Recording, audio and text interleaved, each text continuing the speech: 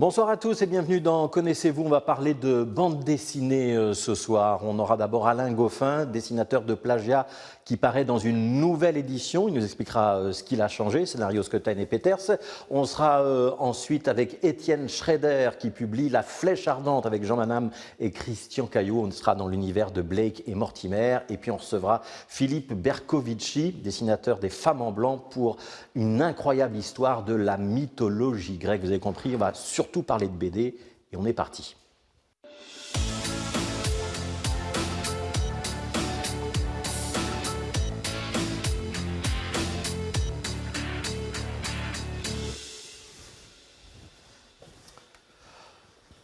Bonjour Alain Goffin. Bonjour, bonjour. Bienvenue à BX1. Merci. Vous avez envie de parler de bande dessinée? Oui, pourquoi pas. Ouais. C'est de ça dont vous parlez le plus souvent dans votre vie ou c'est pas de ça dont vous parlez tous les jours? À vrai dire, non. Je ne parle pas que de ça tous les jours. Bon, non, voilà. Donc, non, je ne parle pas que de ça. Ouais. On vous présente, dessinateur. La BD n'est pas votre seul univers, hein? Non, ben non, parce que pendant des années, en fait, ma vie a été coupée en deux. C'est-à-dire que j'ai, d'une part, fait de la bande dessinée. Et puis, et puis je suis passé de l'autre côté, c'est-à-dire que j'ai fait de la communication visuelle pendant 20 ans. C'est quoi? Et parallèlement à ça, j'ai enseigné à l'ERG la communication visuelle, la BD et l'image narrative. Donc j'étais enseignant et travaillais dans la communication visuelle et la BD. C'est quoi la communication visuelle? Alors la communication visuelle, on va dire que c'est entre le graphisme et la pub. Donc c'est un peu plus pointu que la pub, c'est un peu moins pointu que le graphisme. Et c'est communiqué, que ce soit pour des institutions, pour des privés, pour des produits. Et nous avions la spécialité, avec le studio que j'avais créé, de faire de la communication donc qui passait par l'image, plus que par l'image animée, la vidéo, le son. Donc on travaillait beaucoup, on était agent d'illustrateur et voilà. Vous pourriez faire une distinction entre graphiste, illustrateur, dessinateur, ou c'est la même chose? Alors c'est certainement pas la même chose. Disons que, enfin en tout cas moi la façon dont j'ai élaboré ce que nous avons fait, c'était faire du graphisme, mais ça passait surtout par la narration. Et ça, c'est un peu le fil conducteur, c'est-à-dire la communication visuelle, c'est de la communication qui passe par le visuel. Et puis, donc, il y avait le côté BD, il y avait le côté illustration. Donc voilà, donc graphisme, c'est, oui, effectivement, donc c'est faire parler un langage graphique. Est-ce que vous avez envie de vous asseoir? Mais oui, avec plaisir. Vous allez prendre une place sur la banquette? Alors, oui, je peux me mettre là-bas à droite. Est-ce que vous voyez où il y a des bandes dessinées? Je vois. La place juste à côté des bandes dessinées.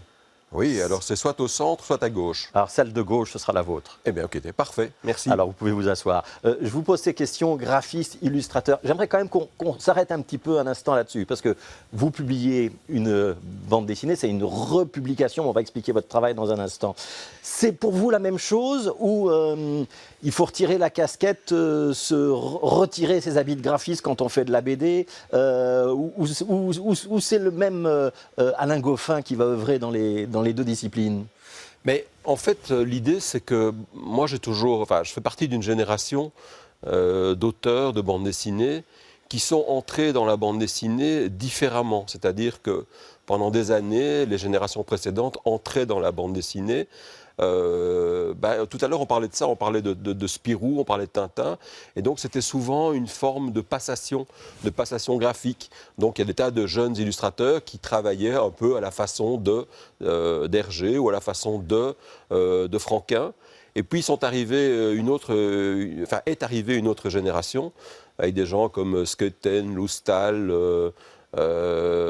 Sokal, enfin tous des gens qui, à un moment donné, sont entrés dans la BD avec d'autres bagages. Moi, Schoetten, c'est le côté architecture, Loustal, c'est le côté pictural, Mattotti, côté pictural.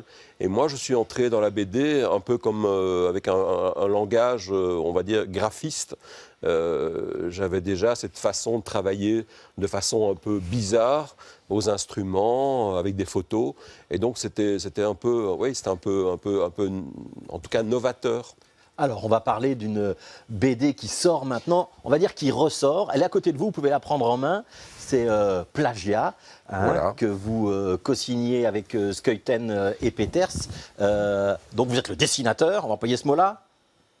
Je n'ai pas entendu la question. Vous êtes le dessinateur. Je suis le dessinateur, on va employer ce, absolument. on va employer ce Absolument. terme-là pour ce travail-là. On va voir quelques images. Est-ce que vous pouvez nous résumer le pitch? Ça raconte quoi, Plagiat? Alors plagiat, le plagiat, c'est l'histoire effectivement d'un peintre, un graphiste, un peintre, on va dire non pas graphiste, mais peintre tout à fait dandy, à la mode, qui est je dirais, la personne derrière qui tout le monde court, c'est-à-dire les femmes, les galléristes, les banquiers. Voilà, c'est vraiment la star. Et du jour au lendemain, ce peintre est plagié.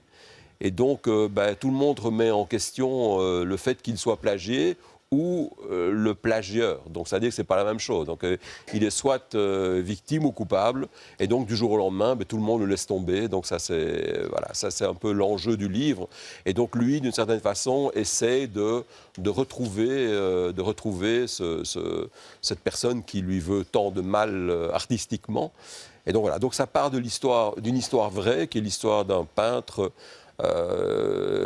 qui s'appelle Stéphane de Jager, qui faisait des polaroïdes et qui faisait donc un assemblage de polaroïdes et qui, du jour au lendemain, s'est retrouvé plagié par David Hockney. Alors évidemment, tout le monde s'est dit, mais enfin, comment est-ce possible un jeune peintre belge d'une vingtaine d'années soit plagié par Hockney? Et les choses se sont révélées exactes. Plus tard, effectivement, Hockney a dit, oui, effectivement, j'avais vu le travail de Jager. Et donc, c'était un peu le moteur de l'histoire. Et donc c'était un drame, évidemment, pour le plagié. Il y a une énigme policière dans Plagiat, on ne va pas révéler la fin, mais c'est librement inspiré de faits réels. Ce n'est pas exactement l'histoire oui, que vous racontez. Exactement. Ici, on ne parle pas de l'histoire de Stéphane de Jager, on parle de l'histoire d'un peintre qui s'appelle Chris Van Meer. Et oui, effectivement, donc ça nous donne effectivement toute la liberté par rapport à notre histoire. Oui, alors c'est une réédition, mais c'est pas juste une réédition. C'est-à-dire qu'en fait c'est une nouvelle version de Plagiat qui est sortie. La première version datait de quelle année? Alors 1989. Bon. 1989. Ouais. Pourquoi est-ce que vous estimez qu'il fallait en refaire une autre? Alors l'idée, il faut rendre à César ce qui est à César, c'est-à-dire que c'est une idée qui est venue. C'est François Skuyten, donc dessinateur de bande dessinée, qui dans ce cas-ci est co-scénariste de l'histoire avec Benoît Peters, qui m'a un peu charrié un 1er janvier en disant bon, toi maintenant tu es pensionné, tu n'es plus prof à l'ERG, tu n'as plus ton agence de communication, et qu'est-ce que tu vas nous faire cette année-ci? Je n'avais pas de projet bien précis, en tout cas par rapport à un album ou par rapport à... Et donc François m'a proposé, il me dit tiens voilà, l'album Plagiat n'existe plus, ce serait chouette de lui redonner une nouvelle vie. Et donc effectivement, alors en bande dessinée, c'est un statut qui n'existe pas. C'est-à-dire qu'en bande dessinée, il y a soit des nouveautés, soit des rééditions. Oui, soit des suites aussi. C'est la grande mode des suites parfois. Oui, mais donc voilà. Donc ici et même c'est même en termes de communication, c'est un petit souci parce que pour finir, ce n'est pas une réédition dans la mesure où l'album, je l'ai entièrement retracé et donc j'ai fait un travail de fou. J'ai pratiquement mis 1 an et demi pour le faire. Et j'ai fait ça dans Photoshop, donc c'est un travail de dingue. Donc ce sont des planches virtuelles. J'ai refait la typographie, j'ai refait les couleurs, donc il n'y a plus 1 cm² de l'ancienne version dans cet album. Et bien justement, on voit une image, on va s'arrêter dessus un instant, c'est la comparaison de 2 cases. On est à l'intérieur du palais de justice de Bruxelles, place Poulart. On a à gauche la case de 1989, à droite la case de 2023. Est-ce que vous diriez que celle de 89, elle avait vieilli? Qu'elle avait vieilli? Oui, en fait, bon, l'idée c'était que, oui, en fait, moi, mon souci, c'était déjà, le premier gros souci, c'était un problème typographique. C'est-à-dire qu'à l'époque, j'avais fait un travail de fou dans la mesure où je n'étant pas, heureux de ma typographie, j'avais créé une forme de Le Tracette. Les Le Tracette, pour ceux qui savent ou ne savent pas, c'était à l'époque donc des transferts, c'est-à-dire que lettre par lettre, on s'amusait avec un stylet à mettre, donc à additionner la typographie. Et donc j'avais fait ça à l'époque, j'avais fait ma propre typographie. Maintenant, il y a des programmes comme Fontgrapher qui vous font ça. Et donc j'avais fait ça à la main, et ce n'était que des majuscules. Donc maintenant, on est passé à de la minuscule. Bon, c'est très technique, mais alors j'ai utilisé une typo qui est assez proche de la typo d'Hergé, la typo de Jacobs. Ça veut dire que les typos, ça vieillit quand même un petit peu. Ah bah, la typo, ça vieillit, et surtout, le choix que j'avais fait à l'époque n'était pas tout à fait judicieux, puisque je n'avais pas de minuscules. Après, effectivement, les couleurs avaient été faites par un coloriste qui s'appelle Topaz, et qui avait fait des couleurs vraiment très, très, très chouettes. Mais c'est vrai que ces couleurs avaient un peu vieilli aussi. Et c'est vrai que, bon, on est presque 30 ans plus tard. Et donc, j'avais une gamme de couleurs que j'ai créée au fur et à mesure. Et j'avais envie de la réimplanter là, dans l'histoire. Et puis ensuite, quand on voit le dessous de la case, là, j'ai remis des motifs très graphiques, très graphistes, qui n'existaient pas dans la première version. Donc, les silhouettes ne sont plus les mêmes non plus, on peut remarquer ça. Hein. Voilà. La mosaïque, le carrelage au centre de la salle des pas perdus. Et donc, c'est vrai que le fait de travailler maintenant avec un logiciel comme Photoshop permet de travailler des motifs en énorme et puis de les réduire et d'additionner, de mettre plein de détails. Donc c'est un peu ce qui s'est passé, c'est-à-dire que c'est une remasterisation, mais dans laquelle j'ai, implanté pas mal de petits détails graphiques et graphistes. Ouais. Combien de temps de travail pour cette nouvelle version de Plagiat? Est-ce que c'est finalement plus long ou plus court que de repartir de zéro? Oui, c'est sans doute plus court parce que à l'époque, moi, je mettais 2 ans pour faire un album. L'idée, c'est que, moi, j'ai toujours été un dessinateur laborieux, c'est-à-dire que je pratique ce qu'on appelle la ligne claire, donc c'est la lignée Jacobs-Hergé. Et donc, j'ai toujours beaucoup travaillé d'après documents, que ce soit les personnages, les photos, les documents, les bâtiments. Tout ça impliquait vraiment énormément de repérage, énormément de photos, dont j'avais plus besoin ici, puisque les documents, la source graphique était là. Donc j'ai sans doute mis un petit peu moins de temps, mais j'ai mis 1 an et demi pour le faire. Oui. Alors, on va commenter encore un peu votre travail, parce qu'on va le voir défiler derrière vous notamment. C'est très graphique. Le peintre, donc il est question, c'est un petit peu vous ou pas? Alors, non, mais non. Alors, en tout cas, en termes de... Alors, ça dépend de quoi parle-t-on? Est-ce qu'on parle de lui en tant qu'être humain, ou est-ce qu'on parle de son travail graphique? Les deux, dites-moi. Alors, non, je ne suis pas dandy, je ne suis pas... non. Vous ne faites pas d'excès de vitesse et vous n'avez pas d'accident en voiture. Et vous n'habitez pas une magnifique villa contemporaine. Non, mais voilà, ici il y a ce côté un peu ridicule du gars qui est quand même très, très sûr de lui, qui est quand même très, une forme d'arrogance, une forme d'assurance. Bon, j'ai jamais eu ce genre de comportement, donc non. Alors, alors, ses toiles, son graphisme, son sens sa patte, on va dire ça, ses formes très cubiques, essayez de décrire ce style. Est-ce que c'est le vôtre? Alors ça, c'est autre chose. Alors là, effectivement, quand moi, j'ai commencé mon parcours d'artiste à Saint-Luc. Et donc, quand nous étions en humanité à Saint-Luc, je peignais, c'est-à-dire que je faisais des représentations qui étaient proches d'un peintre qui s'appelle Valerio Adami. Et donc, ça reprenait un peu ce système graphique, c'est-à-dire des aplats de couleurs, un cerne régulier. Et donc, effectivement, là, les tableaux qui sont développés par Chris Van Meer, ce sont des tableaux que j'ai créés, bien sûr, et qui feront d'ailleurs l'objet d'une exposition chez Champaka d'ici 3 semaines. Alors, il y aura des tableaux. On va vous faire découvrir dans un instant le travail d'autres dessinateurs. Avec plaisir. Mais je voudrais d'abord vous poser une question sur la transmission. Puisque vous avez été prof, votre patte, dont on vient de parler, est-ce que vous arrivez à la transmettre, ou le but de l'enseignant, c'est de permettre à chacun d'affirmer son style? Comment est-ce que vous avez vécu ça? Alors, très compliqué. C'est très compliqué. C'était tout un débat, parce que je donnais cours à l'ERG, qui est une école vraiment très, très pointue au niveau réflexion sur l'enseignement. Alors, l'adage de l'ERC, c'est une école où on enseigne l'art de la question et non l'art de la réponse. Et donc, effectivement, c'est intéressant quand on est face à des jeunes créateurs, c'est de ne certainement pas leur imposer ses propres vues. Moi, j'ai toujours expliqué que j'étais en tant qu'enseignant un consultant et rien de plus. Moi, je donnais mon avis et puis le chemin créatif vient de tout un chacun. Et donc, absolument, donc j'ai donné cours de bande dessinée, j'ai donné cours de communication visuelle aussi. Et donc, effectivement, dans les deux cas, le principe, c'est vraiment d'aller chercher au fin fond de chacun ce qu'il a et non pas effectivement amener des convictions. Est-ce que vous avez envie de revoir un de vos anciens élèves? Ah oui, avec plaisir. Alors, je ne vais pas vous demander si vous le connaissez, parce que forcément vous le connaissez, c'est la question rituelle qu'on pose dans cette émission, mais vous allez accueillir Étienne Schraeder. Avec plaisir.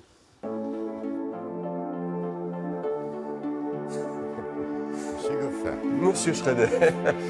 Monsieur Goffin. Quelle belle surprise. Après tant d'années. Voilà. Est-ce que vous pouvez vous mettre en Et face, je suis toujours plus vieux que vous. en face de Monsieur Voilà. Goffin, Monsieur Schraeder? Est-ce que Voilà. vous pouvez vous présenter, pas à votre professeur, mais au grand public, pour ceux qui ne vous connaîtraient pas? Eh bien, je m'appelle Étienne Schraeder. Je fais de la bande dessinée, je suis dessinateur et également scénariste quand je le peux. Je suis venu tardivement à la bande dessinée et principalement à cause d'une rencontre, et cette rencontre est en face de moi aujourd'hui, donc malgré tout c'est un grand moment. Donc je m'étais inscrit à un cours du soir de bande dessinée, il y avait un professeur qui était charmant, etc. Et puis ce professeur a disparu, a été remplacé par un autre professeur plus jeune, Tout aussi charmant. tout aussi charmant, qui lui m'a tout de suite beaucoup plus intéressé parce que je savais qu'il sortait de l'école Saint-Luc qui, à l'époque, avait une réputation vraiment fulgurante, donc c'était quelqu'un du 9e rêve. Et je dis, bon, ben, je vais encore attendre avant de prendre mes clics et mes claques, je vais attendre ce que ce monsieur a à me dire. Ouais. Et il me l'a dit. Voilà, et vous ne regrettez pas. Est-ce que vous pouvez mettre bien devant le dossier qui est juste derrière vous pour être bien installé sur la banquette, et ce sera aussi plus facile pour l'axe de nos caméras. Donc voilà, un tout petit peu sur votre gauche, Étienne Schraeder. Benoît Goffin, Alain Goffin, est-ce que vous pouvez prendre l'autre bande dessinée qui est à votre côté? Parce que je vois que vous n'avez pas envie de lâcher Plagiat, mais est-ce que vous pouvez... vous n'allez pas garder chacun votre bande dessinée comme des hommes sandwich, vous pouvez les poser. Vous êtes le maître des lieux. Oui. Qu'est-ce que vous pourriez nous dire? Est-ce que vous avez lu la nouvelle bande dessinée co-signée par Étienne Schraeder ou pas encore, Alain Goffin? Eh bien non. Pas encore. Eh bien non. Ouais. Vous pouvez la prendre en main? Ben oui. Voilà. Qu'est-ce que vous pourriez m'en dire rien qu'en regardant la couverture? Eh bien que, alors, il faut savoir une chose, c'est que bon, Étienne et moi, bon, nous avons fait dans un premier temps un premier bout de parcours en tant qu'enseignant et élève, et puis ensuite Étienne et moi, nous avons travaillé ensemble sur 2 ou 3 livres. Voilà, et donc voilà, ouais. et donc Étienne était très très précieux parce que Étienne, a toujours eu ce regard, ce cadrage, hors pair. Et donc c'est vraiment une façon de voir les choses qui m'ont vraiment amené beaucoup dans mes dessins. Et donc, ça m'amuse de voir, par exemple, cette couverture, parce qu'il y a des tas de moments où je sens la patte d'Étienne, je sens le regard, je sens le point de vue, et ça me plaît bien, donc c'est intéressant. Alors, juste, bon, je fais une petite parenthèse. Donc, c'est vrai que nous tous, en tant que dessinateurs, nous avons toujours ce respect pour des Jacobs, pour des Hergé. Et donc, je me souviens qu'à l'époque, quand les éditions d'Argo ont commencé à faire les premiers remakes Black et Mortimer, François Skeuten et moi, nous étions en vacances, et je pense que c'était Tête Benoît. Je pense que c'était Tête Benoît et qu'il y avait une prépublication dans Libération. C'est ça. Et donc, je me souviens que nous étions vraiment, à l'affût de voir comment est-ce qu'il fait. Comment est-ce qu'il fait? Parce que bon, Dieu sait que c'est compliqué. Dieu sait que c'est compliqué. Et donc voilà, donc, je vois la couverture, déjà ça me plaît parce que bon, voilà, je me dis, allez, ça y est, ça a de la gueule. Ouais. Merci. Alors, on voit dans le décor hein, la couverture d'une autre BD, c'est le Rayon U. Ça, Oui. c'est une BD de Jacobs. Ce que vous faites, alors on va dire quoi? C'est une suite qui en fait est un prémisse, c'est ça? Ça s'appelle La Flèche Ardente. Est-ce que vous pouvez nous expliquer de quoi il retourne dans La Flèche Ardente, Étienne Schreder? Écoutez, c'est très simple. La Flèche Ardente est la suite et la fin du Rayon U. Parce qu'à la relecture du Rayon U, on se rend compte que Jacobs a arrêté brutalement cette histoire. On comprendra ensuite pourquoi.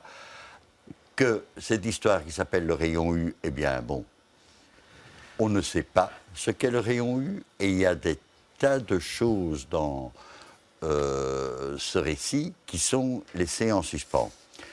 Et Jean Van Hamme, il y a environ 1 an et demi, 2 ans, a proposé à l'éditeur d'Argo de donner une suite au Rayon U. L'éditeur a réagi, je peux me permettre de le répéter puisque ça a été dit dans d'autres médias. L'éditeur a dit bof. Et qui vois-tu comme dessinateur demande l'éditeur à Jean Van Hamme. Et c'est là que Jean Van Hamme cite mon nom. Alors le premier surpris, c'était moi.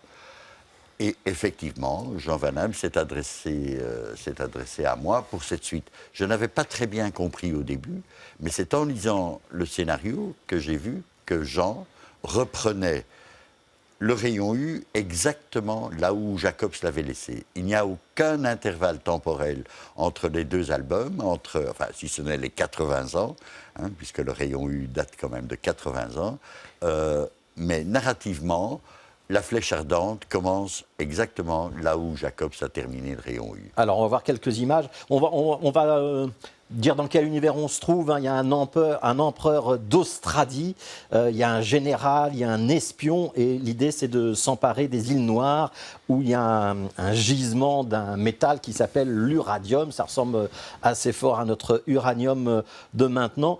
Le but, c'est quoi? On est vraiment dans le roman d'aventure, hein, à la Blake et Mortimer. On est vraiment dans...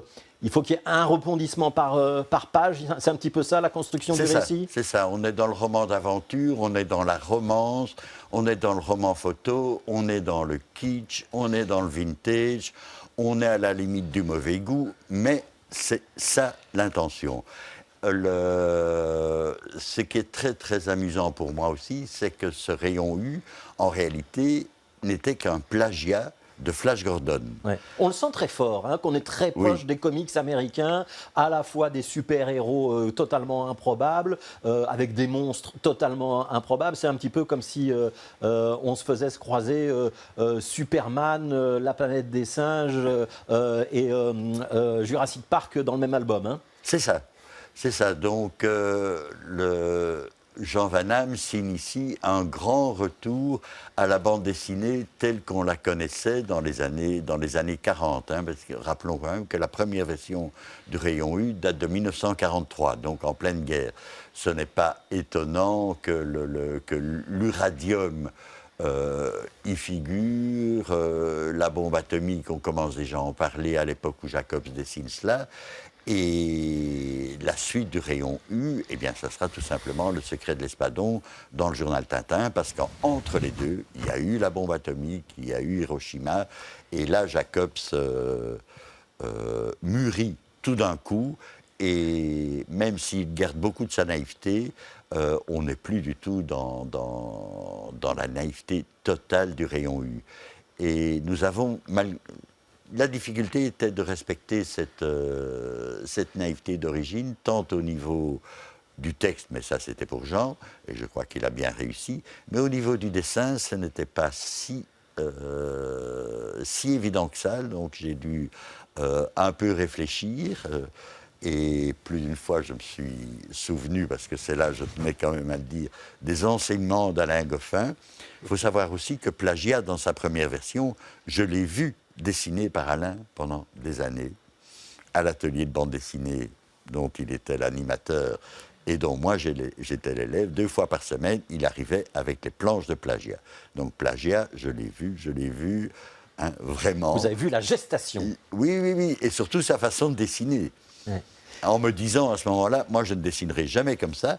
Mais quand j'ai commencé à faire du Blake et Mortimer, j'ai été ressortir tous les bons vieux instruments qu'on avait à l'époque, la table Rotring, et en avant, et vive Alain Goffin, parce qu'au moins, je peux faire des courbes parfaite en faisant croire que c'est fait comme ça. Non, c'est lent, c'est laborieux, ça prend beaucoup de temps. Pour la flèche ardente, heureusement, c'est plus léger puisqu'on est dans un univers de fiction totale, dans un univers kitsch, et que personne ne viendra me reprocher tel modèle d'avion où il manque un boulon, ou bien où les roues sont trop grandes, etc. Toutes sortes de critiques qu'on peut avoir sur d'autres albums.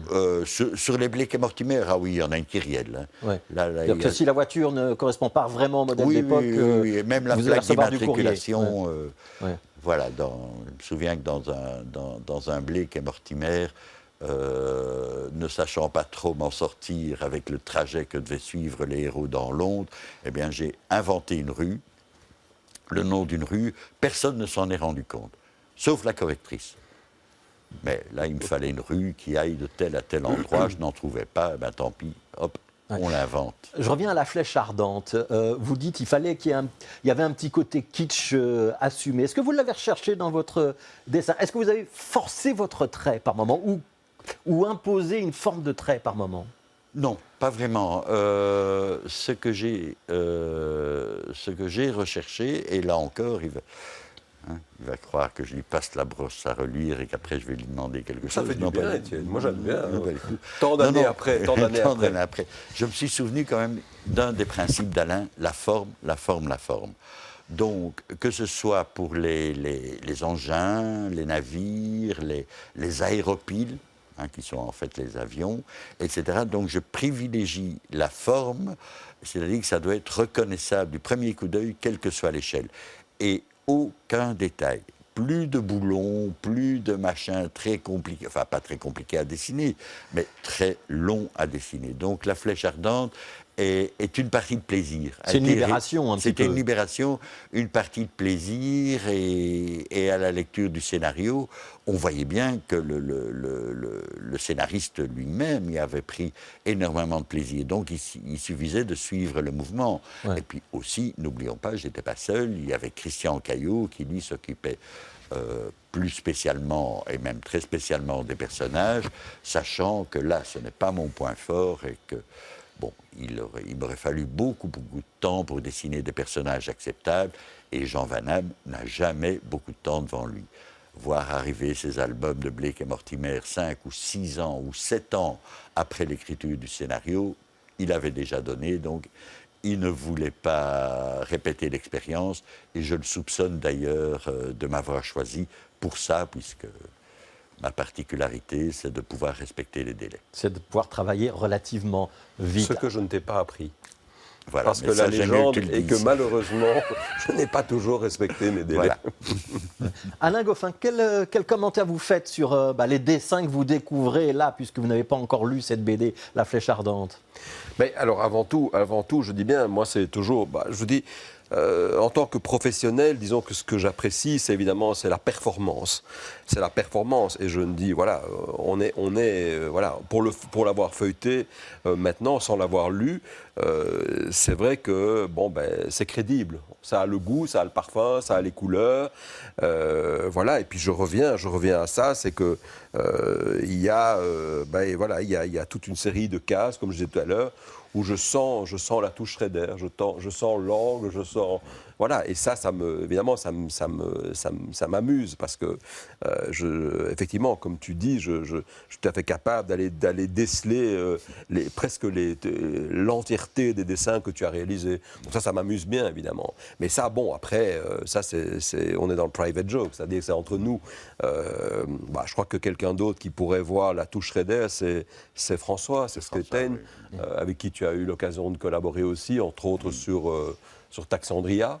On est bien d'accord. Elle est Le bien Raoul d'accord. Servet qui est décédé il y a quoi, il y a 15 jours. Une quinzaine. Et ouais, voilà, et donc Étienne ne le dit pas, mais Étienne a travaillé avec François Skeuten. Je pense que tu avais travaillé aussi un peu avec Bernard, un petit peu. Avec Bernard Isler. Avec Bernard Isler, donc. Et ce fait de pouvoir collaborer avec malgré tout des créateurs très différents l'un de l'autre, c'est finalement cela qui m'a amené vers Blake et Mortimer, lorsque il s'est agi de donner un coup de main à Ted Benoît pour son deuxième album, qui prenait vraiment trop de temps. Donc ma capacité à travailler avec des auteurs parfois un peu compliqués. Ça veut dire quoi, un peu compliqué? Ça veut dire qu'ils ont exigeant. Ça veut dire qu'ils ont mauvais caractère? Non, pas Non. du tout. Non, exigeant, une manière de faire. Non, Ted Benoît était, malheureusement, bon, lui aussi nous a quittés, mais Ted Benoît était un véritable gentleman, un homme charmant. Mais ça n'empêchait pas que c'était un être torturé et écrasé par la tâche qui lui était tombée dessus, à savoir Blake et Mortimer. Ouais. Et tiens, comment ça se passe justement pour dessiner à plusieurs mains, quand vous êtes dans la collaboration comme ça? Parce que c'est pas de l'extérieur, pour un profane comme moi, ça semble pas du tout évident. Comment on s'organise? Il suffit pas de dire, il y en a un qui fait le décor et l'autre qui fait les personnages. J'imagine que c'est plus compliqué que ça. C'est plus compliqué, oui. C'est plus compliqué. Mais avec Christian Caillot, nous avions déjà mis au point, pour un Blake et Mortimer, le cri du Moloch, nous avions déjà mis au point un système de collaboration. Après quelques tâtonnements, bon, il faut savoir que Christian Caillot vit à Bordeaux et moi à Bruxelles, on a inventé un système qui permettait de travailler sans se rencontrer. Et nous ne nous sommes jamais rencontrés. On se connaissait aussi, hein. On se connaissait personnellement, on s'appréciait. Enfin, moi, j'aimais beaucoup et j'aime toujours beaucoup le travail de Christian Caillot. C'est très, très important. Ouais. Mais comment vous faites alors? Vous vous envoyez par ordinateur vos dessins? À la base, c'est ça. À la réserve près que dans tous les cas, il faut qu'il y en ait un des deux qui commence. Dans le cas du Blake et Mortimer, le cri du Moloch, c'est moi qui ai commencé par un découpage quand même très très poussé et au format, pour ne pas perdre de temps, au format de la planche définitive. Dans le cas de La Flèche Ardente, c'est Christian qui a commencé. Il a dessiné tous les personnages des 23 pages, ce qui était possible puisque La Flèche est la suite du rayon U et que la plupart des décors existaient préalablement. Certaines séquences sont des répétitions de ce qui se passait dans le rayon U, donc Christian pouvait pouvait en tout cas dessiner ses personnages en imaginant ce qu'il allait avoir en fond de case. Et par échanges successifs, je lui disais, tiens, là, diminue la taille du personnage, augmente-la, etc. Et tout ça par jeu, voilà. Alain Goffin, je reviens vers vous. On a dit cette histoire, elle est quand même un peu abracadabrantesque, avec des Nordtaliens, de l'uradium, une princesse qui tombe amoureuse. Il y a tous les ingrédients pour que on soit intéressé, mais qu'en même temps on n'y croit pas trop à cette histoire. Est-ce que ça fait partie du genre d'histoire, les comics américains ou ce genre de choses que vous lisiez quand vous étiez jeune, vous? Eh bien, la vérité, c'est que, alors parfois j'achetais, alors moi j'étais plutôt, j'étais gamin et je lisais, j'ai commencé mes lectures de bande dessinée avec Rintintin et Rusty. Donc Rintintin et Rusty, donc Rintintin, pour rappel, c'est un chien, un berger allemand. Et donc, avec les superbes, merveilleux cow-boys qui tuent les vilains indiens. Voilà, et je trouve ça très comique. Alors, bon, évidemment, après l'eau a coulé sous les ponts, c'est moins comique. Mais, en revanche, je regardais à la télévision les feuilletons de Rintintin et Rusty.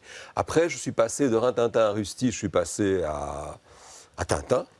Alors, on parlait tout à l'heure du débat Rolling Stones, Beatles, ou plutôt Tintin ou Spirou. Donc, j'étais plutôt Tintin et Beatles. Bon. Et puis après, je suis passé vers Pilote et puis après vers Métal Hurlant. Alors c'est vrai qu'au milieu de tout ça, parfois j'achetais des petits fascicules de super-héros américains, style Batman et des choses comme ça. Mais, bon, Mais ça ne vous a pas plus influencé que ça? Pas Batman, vraiment, Spider-Man, non. etc. Non, pas vraiment. Non, pas vraiment. Non, mais voilà, moi j'étais dans une famille où la culture c'était Mozart et Molière. Donc Mozart et Molière, il y avait peu de place pour la création. La bande dessinée, c'était de la transgression. Alors la bande dessinée, il y avait une bande dessinée dans la bibliothèque, c'était Tintin. Ouais. Et voilà, et donc moi je me souviens toujours la tête de mon père, le jour où j'ai annoncé que j'allais aller faire de la bande dessinée à Saint-Luc pour commencer, ce qui n'était déjà pas tout à fait le choix je veux dire, d'obédience à la maison. Et puis ensuite la bande dessinée, ça c'était le pompon, quoi. Donc mon père m'a dit, écoute, il y a une chose à faire, c'est éventuellement le jour où tu feras un album là, et il a sorti un album de la bibliothèque, c'était Casterman. Bon, il se fait que mon premier album, je l'ai fait chez Casterman, et c'est vrai que c'était mon lien à la culture graphique, c'était la BD, c'était Hergé. Et puis après, quand j'ai fini mes humanités artistiques, j'ai failli quitter tout ça parce qu'à Saint-Luc, on trouvait que j'étais moyennement doué. Et donc on m'a dit, écoute, tu ferais bien de faire autre chose plutôt que de faire de la bande dessinée ou de l'illustration. Et donc je voulais devenir designer, donc graphiste, designer, donc dessinateur industriel. Et puis pour finir, voilà, je suis revenu à Saint-Luc. Et voilà. Donc BD américaine, Pas non, trop, pas vraiment. trop. Alors, je vais vous réutiliser comme mode sandwich. Est-ce que vous pouvez bien reprendre la flèche ardente et montrer la couverture à la caméra? On va répéter que c'est un dessin de Christian Caillot et d'Étienne Schroeder avec un scénario de Jean Van Damme. La flèche ardente, c'est donc l'univers de Blake et Mortimer, et ça paraît chez Dargaud. Il y a une autre BD, une troisième, vous pouvez la prendre, Alain Goffin. De quoi s'agit-il? Voilà. Que voici. Oui. Est-ce que vous connaissez l'auteur? Alors oui, on en parlait tout à l'heure. Bon, alors évidemment, bien sûr de nom. Alors tout à l'heure, nous avons un peu échangé. Alors, quand vous dites tout à l'heure, c'est au maquillage avant l'émission. C'est au maquillage, je le dis pour que tout le monde comprenne. C'était pas dans une émission précédente. Ouais. Donc voilà, et donc effectivement, donc nous nous sommes croisés, bien sûr, puisque bon, donc Berko ou Philippe Berkovici a fait donc a fait sa carrière, je dirais, principalement dans le journal de Spirou.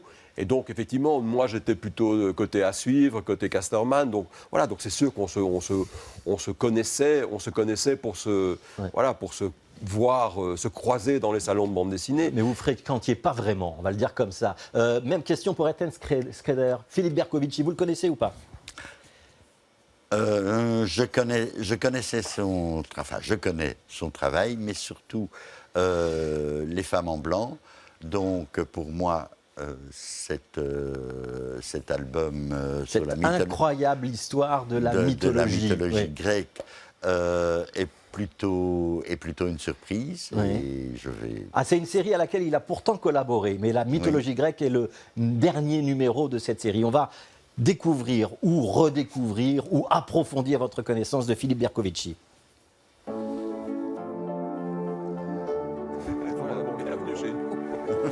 Il reste une place. Installe-toi. Voilà. Philippe Berkovici, quand on dit de vous, merci. Quand on dit de vous, Philippe Berkovici, que vous êtes surtout le dessinateur des Femmes en Blanc, c'est réducteur ou ça vous fait plaisir? Ça me fait très plaisir parce que c'est une série que j'ai animée pendant plus d'une quarantaine d'années. Donc, j'ai commencé assez jeune avec Raoul Cauvin, avec qui j'ai travaillé pendant très longtemps et qui m'a un petit peu poussé à faire de la bande dessinée, que j'ai rencontré à un salon. On parlait de salon du livre et de foire de bande dessinée. Je l'avais rencontré au salon du livre de Nice, où j'habitais quand j'étais enfant. Et voilà, il m'avait encouragé. Donc petit à petit, on a travaillé ensemble. Et on a fait cette série qui a connu pas mal de succès. Et voilà, il n'est plus parmi nous aujourd'hui, donc ça a eu l'occasion de lui rendre hommage. Ouais. Et puis parallèlement aux Femmes en Blanc, j'ai fait beaucoup de bandes dessinées, d'autres séries, que ce soit dans Spirou, dans d'autres journaux.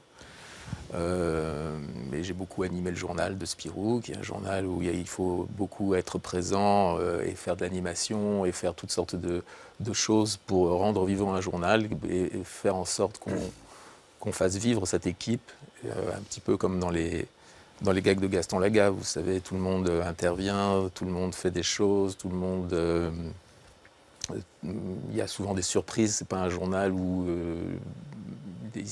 C'est pas un long fleuve tranquille. C'est pas un long fleuve tranquille, Ouais. on se contente pas de prépublier des séries qui passent en album, on fait aussi des choses uniquement pour le journal, donc j'ai fait énormément de choses dans ce cadre-là. Est-ce que ça existe toujours, ça je vous pose la question à tous les trois, cette notion d'école liée à un magazine. Donc il y avait Tintin, il y avait Spirou, il y a eu À suivre, on pourrait parler de Fluide glacial.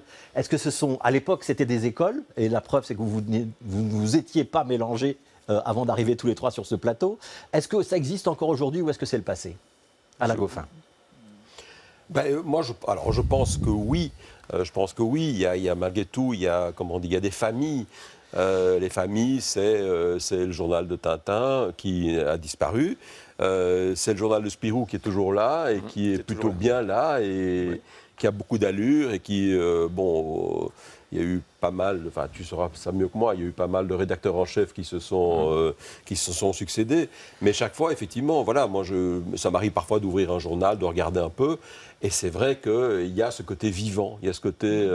alors, par exemple, chez À suivre, À suivre, c'était pas du tout la même chose. Là, on arrivait à Paris, on déposait nos planches, on allait boire un coup avec Jean-Paul Mougin, le rédacteur en chef, avec Didier Plateau, qui était responsable chez Casterman. Et puis voilà, mais il n'y avait pas ce côté... on fait c'était la moins fête. Familial. Oui, c'était alors c'était une famille. Alors nous, évidemment, en tant qu'auteurs, on se retrouvait dans les festivals de BD, on était dans les mêmes hôtels, on était au même stand. Ouais, mais vous estimez qu'il y a une patte À suivre, il y a une patte Spirou, il y a une manière de dessiner ou une manière de scénariser qui est propre à chaque magazine? Vous avez le sentiment de ça, tous les trois? Je crois que Spirou, ça s'est fait un petit peu par la force des choses au fil des années. Et c'est un journal qui a été beaucoup associé à l'humour. Et à Franquin, il y a une forme d'impertinence, mais Franquin, c'était un petit peu à son corps défendant, c'était aussi parce que Charles Dupuis était très très fan d'André Franquin et qu'il poussait aussi un petit peu les gens à travailler dans ce style-là. Mais quand je suis arrivé, les choses, à l'époque où je suis arrivé, j'y suis absolument pour rien, les choses se sont beaucoup libérées et il y a beaucoup de styles différents, y compris des gens qui ont travaillé pour À suivre, comme Philippe Berthet ou d'autres, ou Franck Le Gall ou Bernard Isler, ont apporté énormément de variété. Et cette variété, elle a toujours existé, je crois, dans Spirou, au fil des années. Ouais. Alors, je voudrais qu'on voit quelques planches de cette incroyable histoire de la mythologie grecque et que vous nous les commentiez, Philippe Berkovici. On va croiser qui? On va tout savoir sur le talon d'Achille, sur Oedipe, sur Calypso. Qu'est-ce que ça raconte? Tout à fait. Eh bien, nous sommes fixés pour but, avec Catherine Maury, l'autrice des textes, qui est dans le civil une professeure de français, et aussi donc, avec qui j'ai fait un livre sur la littérature française en bande dessinée. Et elle est aussi férue de mythologie grecque en l'occurrence. Et donc nous nous sommes fixés pour but de raconter la mythologie en un volume. Et de façon humoristique, donc de respecter les textes, de respecter les personnages, de raconter les histoires telles qu'elles sont racontées par les grands auteurs de la mythologie, que ce soit Homère ou tous les grands auteurs qui ont écrit la mythologie, qui ont retranscrit des textes qui auparavant se passaient de bouche à oreille, puisque ce sont des histoires très anciennes qui ont souvent plus de 3000 ans. Donc de raconter tout ça de façon un petit peu chronologique. Ouais. Donc on a Prométhée, on a le mythe d'Oedipe, on a Antigone, etc., etc. Oui, il y a énormément de personnages, parce qu'effectivement, la caractéristique de la mythologie, c'est qu'il y a énormément d'histoires différentes, de personnages différents, qui parfois ont un rapport entre eux, et tous ont un rapport assez particulier aux dieux, qui forment une espèce de famille comme ça, qui veille sur les humains. Et les dieux interagissent avec les humains, et les humains interagissent avec les dieux. Alors c'est vraiment la grande particularité de la mythologie grecque, et ça préfigure les super-héros, ça préfigure la science-fiction, ça préfigure le théâtre, puisque tous ces mythes ont donné naissance à tous les thèmes éternels du théâtre classique. Avec Sophocle et compagnie. Et voilà. Alors pour que ça marche, il faut qu'il y ait de l'humour. Évidemment, vous jouez beaucoup sur le décalage des époques. Hein. On plaque des références contemporaines, un peu comme les Monty Python, ça je le faisais par exemple, sur les textes de méthodologie. Je voudrais avoir l'avis d'Étienne Schrader. On est dans deux univers complètement différents. Vous êtes avec Blake et Mortimer dans de la fiction, de fiction. Là, on est plutôt dans un travail, pas de BD documentaire, parce que ça reste une BD humoristique, mais quand même une BD de gai savoir, hein, où on veut populariser un savoir. Qu'est-ce que ça vous inspire? Bien, écoutez, je ne l'ai pas dit souvent, mais je crois que mon parcours en bande dessinée relève un peu d'un malentendu. Parce qu'au départ, Alain s'en souvient bien, je faisais ce qu'on appelle la bande dessinée humoristique. Et c'est après avoir été refusé chez Fluide Glacial que je me suis retrouvé dans À Suivre. Erreur d'aiguillage. Alors là, on m'a un peu fait comprendre que l'humour dans À Suivre, ça va pour une fois, mais il n'en faudrait pas trop. Et donc, j'ai un peu changé. Il y avait Fmur quand même dans À Suivre. Pardon? Il y avait Fmur quand même dans À Suivre. Il y avait Fmur, il y avait Bouc, il y a... La Gueuluc. Mais voilà, bon, sans doute que le quota était atteint, je ne sais pas. Quoi qu'il en soit, mes préférences en bande dessinée vont toujours vers la bande dessinée d'humour. Les albums que je relis le plus sont ceux de Gossens, de Binet, de Lelon, etc., qui pour moi sont des maîtres absolus. Alors quand tu as la question du gai savoir, eh bien là aussi, dans une production un peu parallèle, je m'occupe depuis très très longtemps d'une publication qui traite du patrimoine, mais du patrimoine à travers la fiction.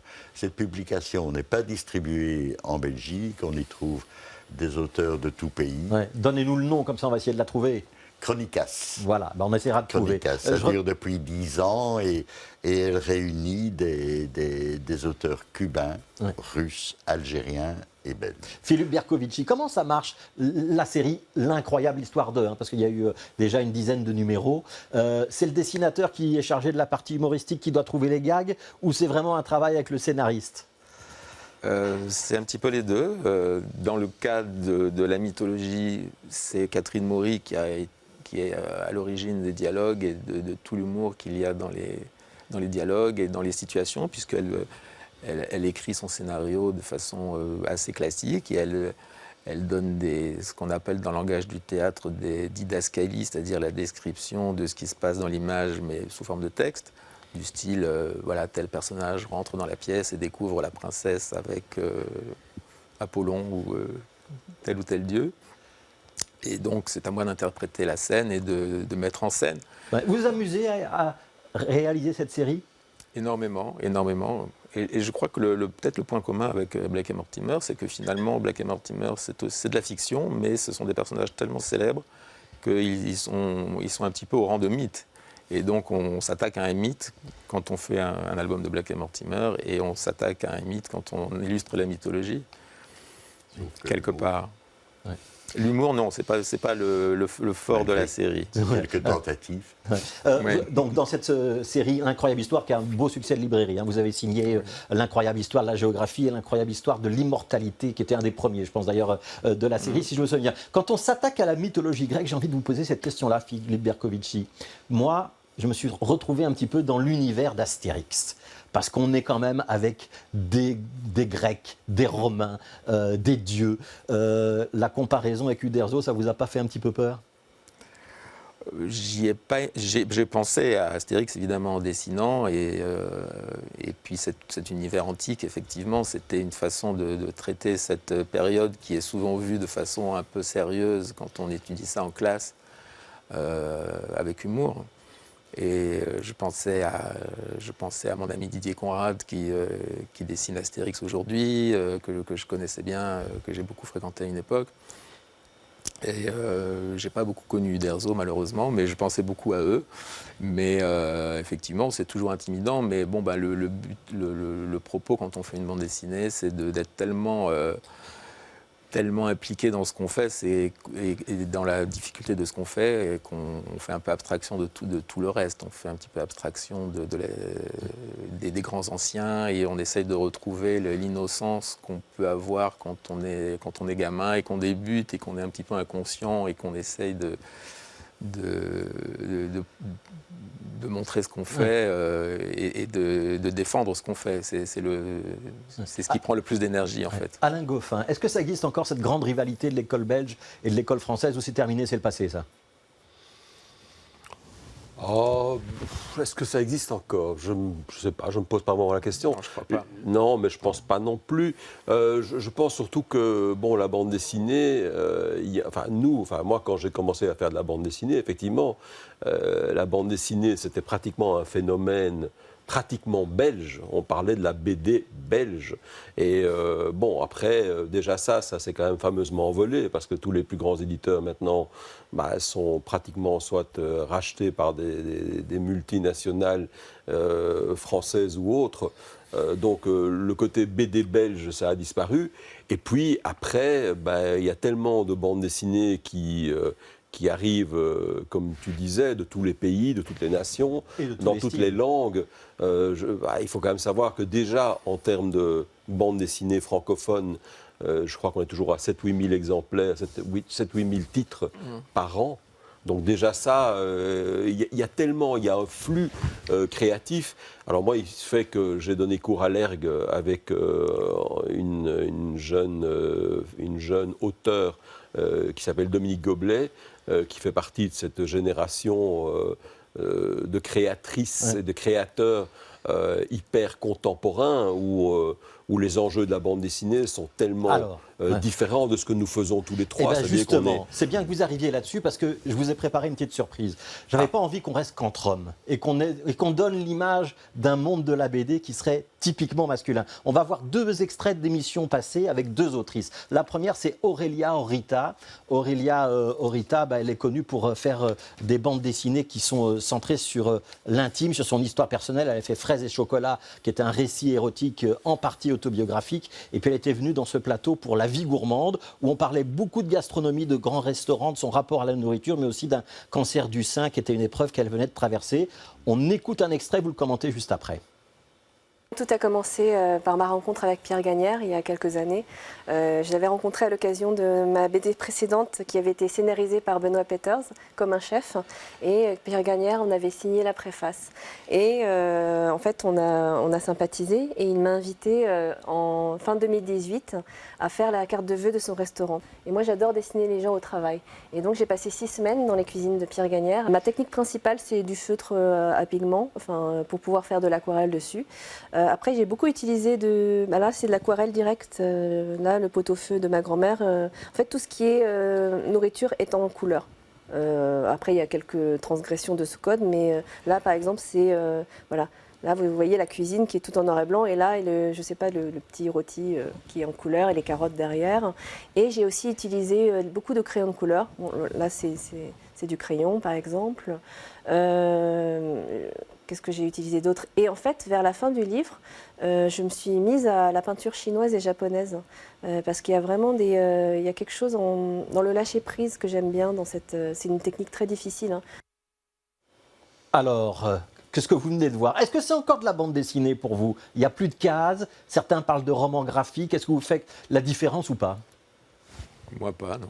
C'est un petit peu la même chose, c'est vraiment une question de forme et de style. Sinon, c'est de la bande dessinée, c'est-à-dire on raconte une histoire en images et avec des cases qui se succèdent et des personnages qui parlent. Donc, non, il n'y a absolument aucune différence. Ouais. Dans mon cas, ce serait couper la branche sur laquelle j'étais assis pendant toute ma vie. Alors, comme le disait tout à l'heure Étienne, moi je suis issu de l'atelier R de Claude Renard. Et Claude nous avait toujours expliqué, et c'est quelque chose que j'ai toujours, moi, suivi dans mon enseignement, c'est que sur les 50 jeunes gens qui étaient là et qui apprenaient à faire de la bande dessinée, si tout allait bien pour eux, peut-être que 5 ou 10 allaient réussir à gagner leur vie avec ça. Et donc moi, c'est vrai que j'ai toujours enseigné une forme, comment dire, d'approche de la bande dessinée extrêmement ouverte sur le graphisme, la typographie, la couleur, le récit, le storyboard, parce que tout ça donne évidemment toute une série d'outils et de bagages. Et alors après, je trouve que, alors ça c'est évidemment, tout à l'heure on parlait de ça avant que vous n'arriviez sur le plateau, et je disais qu'effectivement, tu fais partie de cette génération de dessinateurs qui sont arrivés à la BD par la BD. C'est-à-dire, il y avait l'école de Spirou, il y avait il y avait toute une série de dessinateurs qui dessinaient, avec tout le respect que je peux avoir pour eux, à la manière de Franquin, à la manière d'Hergé. Et tout à coup, il y a une autre, je parlais de ça tout à l'heure, une autre génération qui sont arrivés en amenant, bon, par exemple, on va prendre l'exemple de Chris Ware. Chris Ware, c'est un gars qui fait une bande dessinée qui est pratiquement le travail de graphiste, c'est-à-dire qu'il y a la typographie, il y a le cadrage, et donc, effectivement, je trouve que la façon dont la bande dessinée évolue est très, très intéressante, justement en allant puiser dans la peinture, dans le graphisme, et même dans l'installation, pourquoi pas. Alors, c'est vrai que là, pour un éditeur classique, si vous avez un jeune auteur qui vous dit, voilà, moi, ma bande dessinée, c'est une installation avec des écrans et quelques dessins, une bande son, des textes qui sont projetés, évidemment, c'est pas vendable. C'est pas vendable. Mais en revanche, je trouve que la bande dessinée, il y a des tas d'auteurs qui travaillent comme ça, y compris chez des grands éditeurs, se nourrissent de cette, comment dire, de la culture contemporaine. Et donc pour moi, évidemment, c'est de la bande dessinée. Ouais. Alors on voulait encore vous passer Émilie Glisson qui a fait un travail documentaire sur la junk food, mais on ne va pas avoir le temps. On aurait pu vous parler de Jean Crémers, qui est un jeune auteur liégeois. Enfin, il y a plein d'autres choses qu'on voudrait vous citer. Le roman graphique, le travail de Mathieu Sapin. C'est la diversité de la bande dessinée d'aujourd'hui. On vous remercie tous les trois d'avoir participé à cette émission. Il y a donc Plagiat, la nouvelle version, la version 2023 de Alain Goffin. Il y a donc l'incroyable histoire de la mythologie grecque de Philippe Bercovici. Et il y a la flèche ardente de Étienne Schrader. Merci à tous les trois. Continuez à lire des bandes dessinées. Ce sera notre message de fin. À lire en général.